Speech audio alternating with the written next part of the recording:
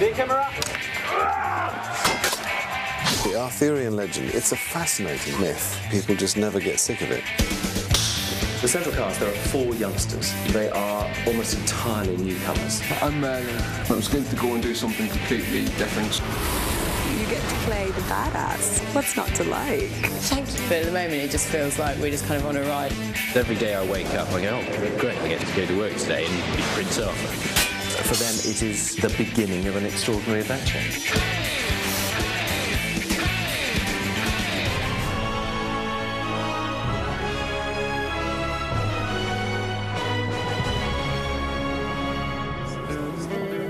I've got a mid-2 shot on these guys, exiting right to left. We're very conscious that if you take Arthurian legend, you could choose anywhere from about the 6th century into the 14th or 15th century. So what we've done is not try and choose a specific era. We're building a world that feels real within the legend, and it borrows from that Dark Ages medieval period. And action!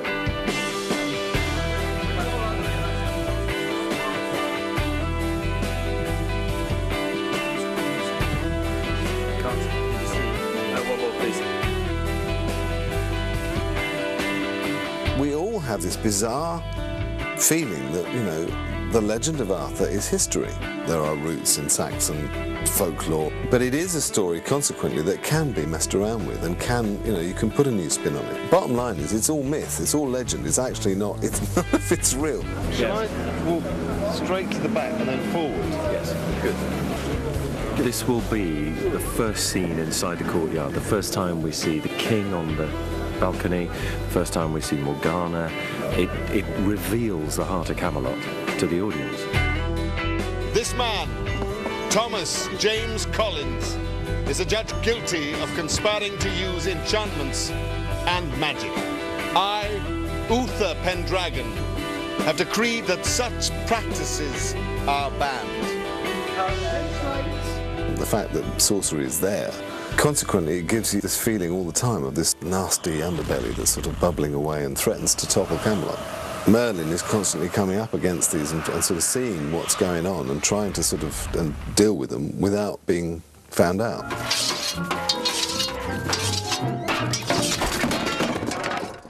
Are you using magic again? No. The take we had right from the beginning and was really quite simple. We wanted to look at Merlin, Arthur, Guinevere, Morgana when they were younger, before they were famous, if you like. That's the perfect way of putting it. How's your knee walking coming along? Oh, don't run away! It's not period in stiff frocks removed from an audience today. It's young kids in this extraordinary magical world, but that kids today could relate to. It's whether I wear this little tease or give them a night they'll really remember. We had to cast young actors and potentially actors who'd done very little to carry a very, very major BBC production, a prime-time show in a prime-time slot. And that's always challenging. 3 of our cast are fairly unknown. Colin had done some TV, but only guest parts. Katie had done a film, very little else. Bradley had done some TV, again, guest parts. Angel had done a little bit more, Angel who plays Guinevere. Absolutely none of them had done anything as major or challenging as a role like this. And they have, all 3 of them, risen to it with extraordinary maturity, actually. Free guy track only. 8 camera mark. Action!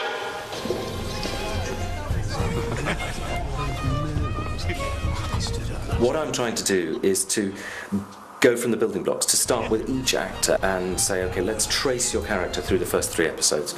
Let's develop your backstory. Let's give you some grounding to give them something when we start hitting the floor with the speed we're going to have to shoot. They know who their character is. Merlin, remember, you're here to work. They know how that character's likely to react to the other people they meet, to the events they've got to play out. She looks great, doesn't she? Yeah. Some people are just born to be queen.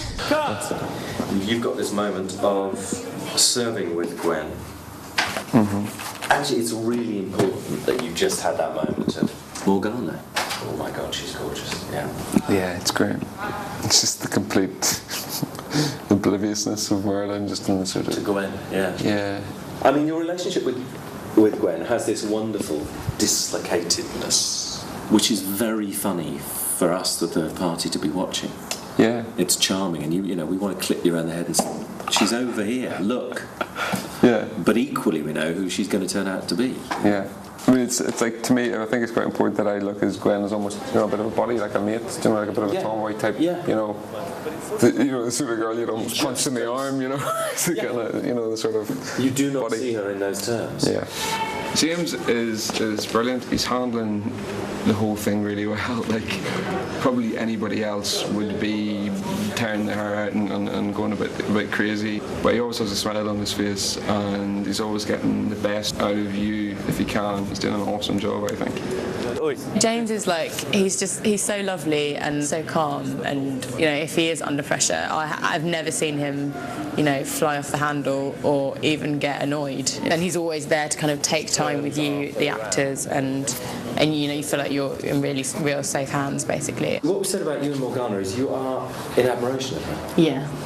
Yeah, there's no jealousy. No, and it would never be you. You just never thought it could be me. That hasn't crossed your mind. Yeah. Because historically as well, that's, you know, it's like knowing your place, isn't it? It's like... It's knowing your place, and it's not going to happen. And then when it does for us in whatever series it is, fantastic. Yeah. For now, know your place. Yeah. Roll sound, please. And action. Who'd want to marry Arthur? Come on, Gwen, I thought you liked those real rough, tough, save the world kind of men. No, I like much more ordinary men like you. Gwen, believe me, I'm not ordinary. I didn't mean you. Obviously, not you, but just, you know, I like very ordinary men like you. It's lovely. Okay, that's fun. Cool, yeah. I need a pop on Arthur, both sides of the girls. The ambition of this series is considerable. There just aren't days where we have scenes of two people sat at a table having a little quiet chat.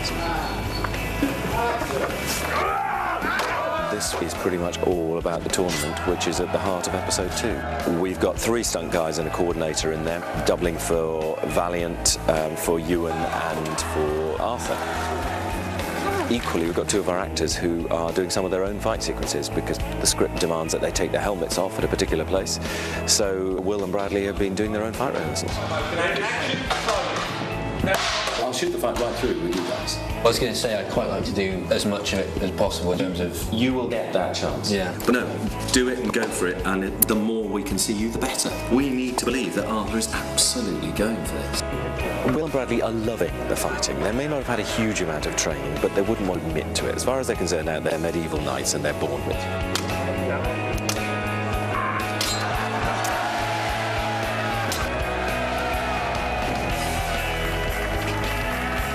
The first thing I noticed with James is he's sort of reading you early on, and he tries to get a grasp of what you're about. Well, this is how I felt. What I learned from this is he's got very good people skills, which I think he's worked on. It seems as though he's developed them. You don't ever feel sort of alienated, and he's sympathetic kind of to your point of view and where you're coming from.